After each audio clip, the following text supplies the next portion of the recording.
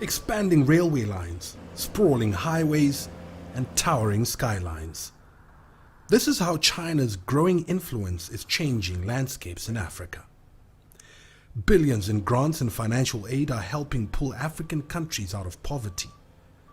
The similarities between China and Africa's histories have helped foster this special relationship. The Chinese themselves are transforming themselves economically. Let me just put it like moving from a developing status to probably a developed status. And here are the Africans who actually have a similar situation. The issues that the Chinese and the Africans want to address are the same. Issues to do with poverty eradication, issues to do with just transforming the lives of their own people, issues to do with industrialization, issues to do with infrastructural development. Infrastructure, in particular energy and transport, are key enablers for economic growth, as is appropriate technology, which China has been helping Africa adopt since the Technology Partnership Conference in 2011.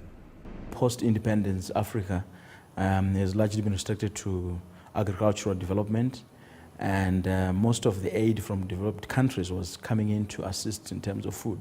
And China at the forum discussed and I think put forward a new thrust in terms of how to aid developing countries to develop together. And science and technology was then, of course, as the subject of discussion, a major talking point, because the Asian experience is that if any modern countries to develop in this day and age, it must use science and technology.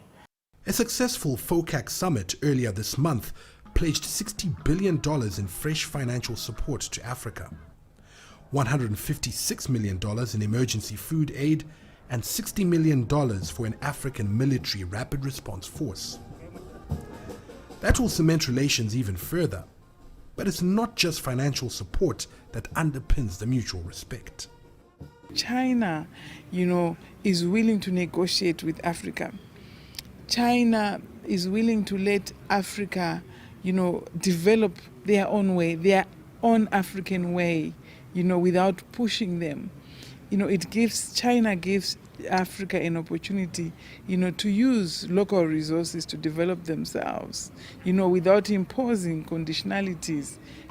The Asian giant has won praises for sharing its culture and way of life, helping to effectively build bridges between its people and Africans.